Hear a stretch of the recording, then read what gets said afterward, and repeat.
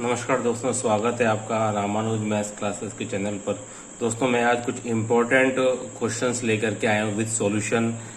Calculus graduation part में partial differentiation में जो आपके टॉपिक है, बहुत ही इंपॉर्टेंट टॉपिक है, उससे रिलेटेड कुछ क्वेश्चंस हैं।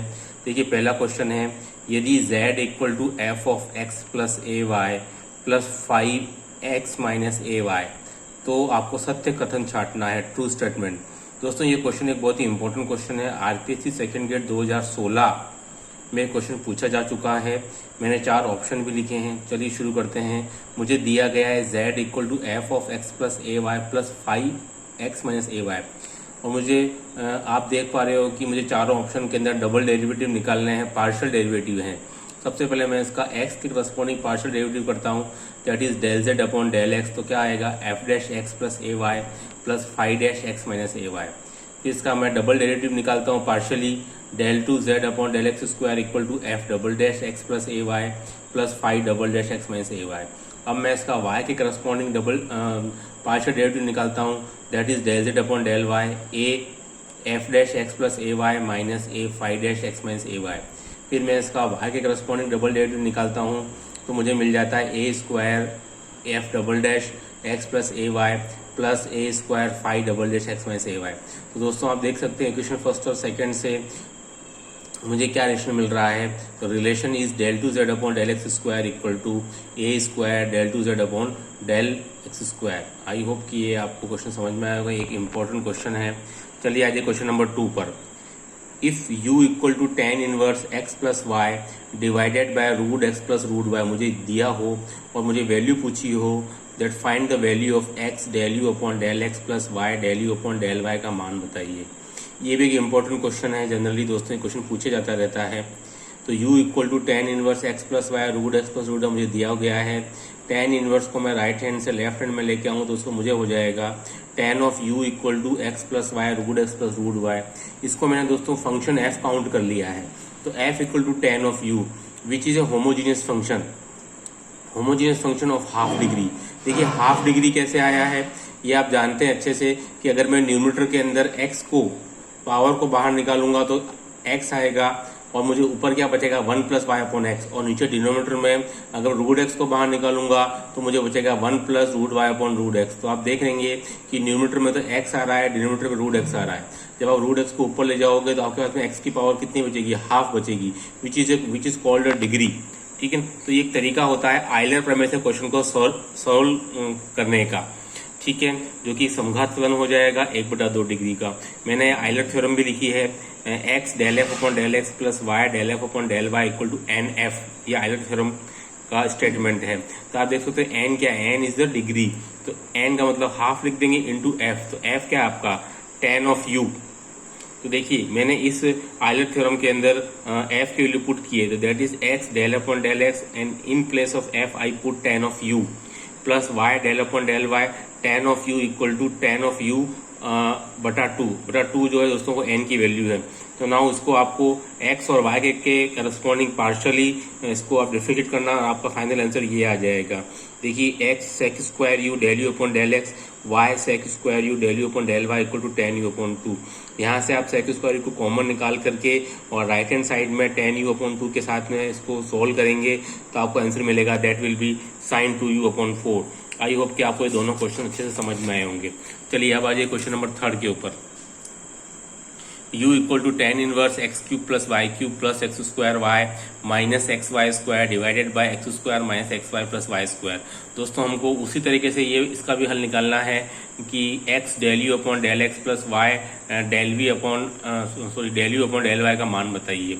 ठीक है, सबसे पहले मैं tan इनवर्स को लेफ्ट हैंड में ले आऊंगा तो मेरे को tan u बन जाएगा, जो कि मेरा फंक्शन f हो गया है, जो कि एक घात का समघात फलन है।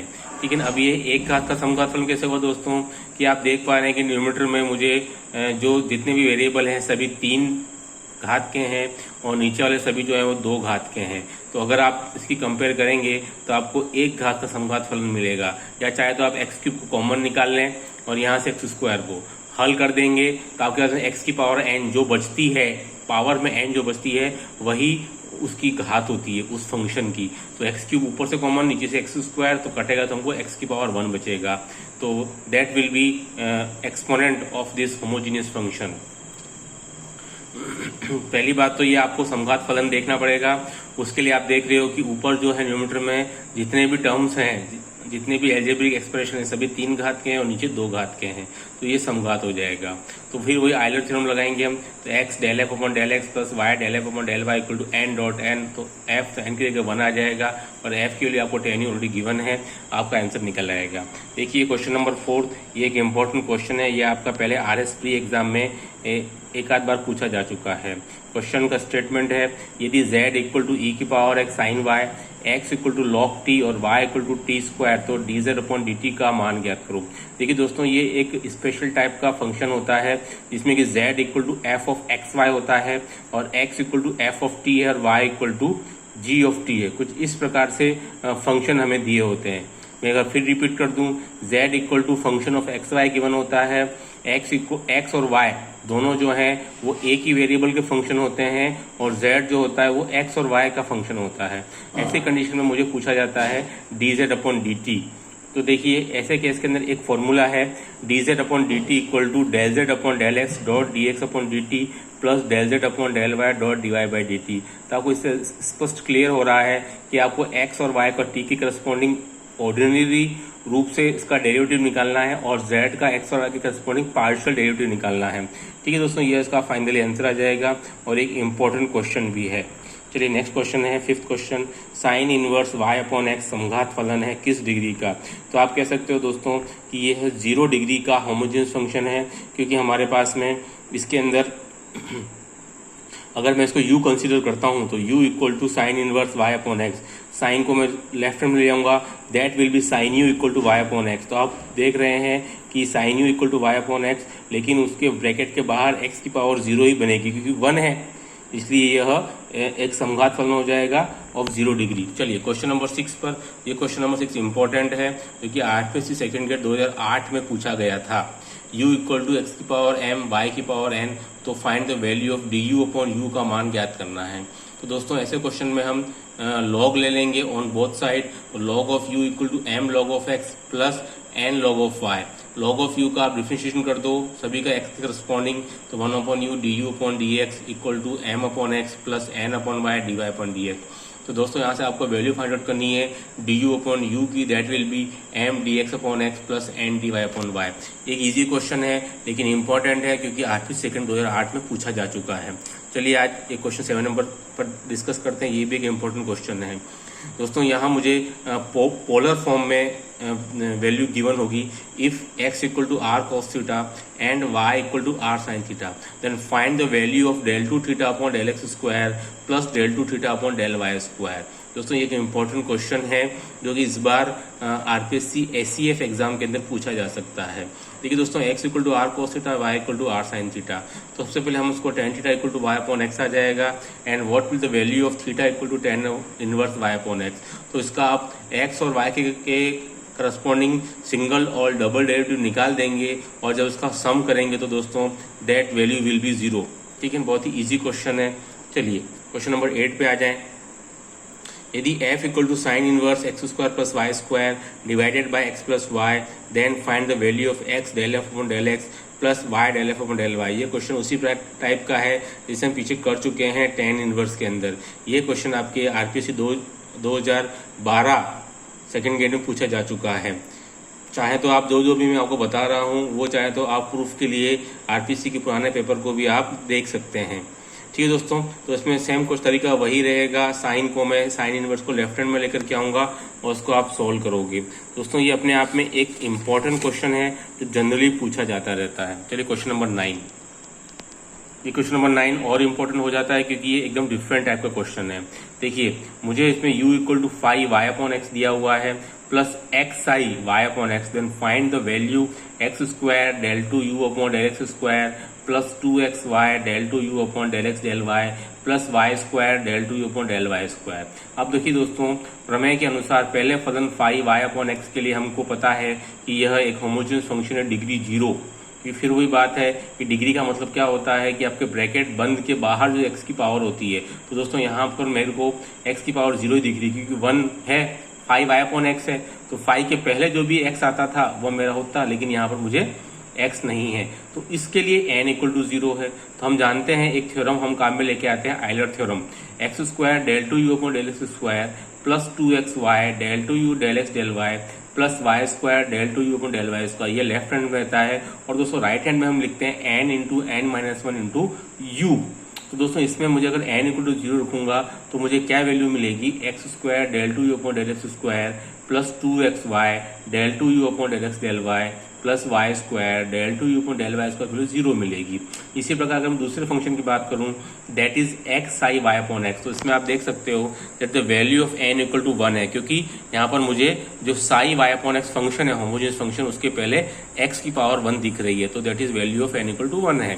तो दोस्तों इसमें भी मैं अगर आयलर थ्योरम यूज में लाऊंगा, that will be x² del2u del(x²) plus y plus 2xy del2u del(x)del(y) plus y² del2u del(y²) equal to n × n-1 u। दोस्तों इस केस में मैं n की जगह 1 पुट करूंगा तो 1.1-1, तो दोस्तों ये भी 0 आ जाएगा। तो आप देख सकते हो कि जो पहला फंक्शन था उसके लिए भी हमको x² del2u del(x²) plus 2xy del2u del(x)del(y) plus y² del2 del(y²) value 0 है और दूसरे फंक्शन के लिए भी 0 है। तो दोस्तों इसका जो फाइनल आंसर आएगा दैट विल बी 0। एक इंपॉर्टेंट क्वेश्चन है, क्वेश्चन नंबर 10 पे आ जाइए। यदि u इक्वल टू फंक्शन है y - z, z - x, x - y, तो वैल्यू फाइंड आउट करने के लिए बोल रहा है वो del u del x plus del u del y plus del u del z। दोस्तों मैं आपको बता दूं ये एक बहुत ही इंपॉर्टेंट क्वेश्चन है, आरपीसी 2014 कॉलेज लेक्चर मैथमेटिक्स में पूछा गया था। मैं आपको बताना चाहता हूं कि इसको आप डायरेक्ट याद रखें 0, कि इसका जो तरीका है वो बहुत ही लेंदी क्वेश्चन है, तो इसमें आपके 5 से 7 मिनट खर्च हो जाएंगे।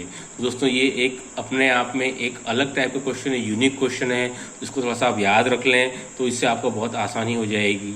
तो मेरा विचार ये है, आपको सलाह भी ये है कि इस क्वेश्चन को आप याद रखें बजाय इसका कि आप प्रूफ देखें। एक इम्पोर्टेंट क्वेश्चन है, आरपीसी 2014 कॉलेज लेक्चर एग्जाम में पूछा जा चुका है, मैथमेटिक्स के हो सकता है वापस भी आ जाए। Question number 11, if z equal to log of x² plus y², then find the value x del z upon del x plus y del z upon del y।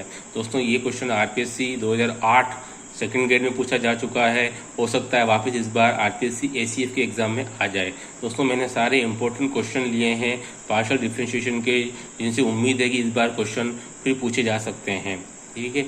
इसलिए भले ये इजी क्वेश्चन है लेकिन इसकी इंपॉर्टेंस बड़ी आती है। तो देखिए दोस्तों z इक्वल टू लॉग, ये डायरेक्ट क्वेश्चन हमको दिया गया है, इसमें हमको कुछ भी खास करने की जरूरत नहीं है और इसको आप आराम से इस क्वेश्चन को आप आयलर थ्योरम से भी कर सकते हैं और चाहे तो इस क्वेश्चन को आप डायरेक्ट भी कर सकते हैं कि इसका हम del z upon del x निकाल लेंगे और del z upon del y निकाल लेंगे, दोनों को हम इसको सॉल्व कर लेंगे।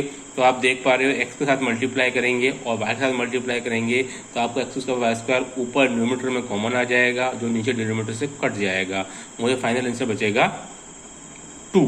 चलिए क्वेश्चन नंबर 12 पे आ जाए। अब function f of x, y is said to be homogeneous of degree n in x y. ध्यान देखिए इसका स्टेटमेंट एक इम्पॉर्टेंट स्टेटमेंट है।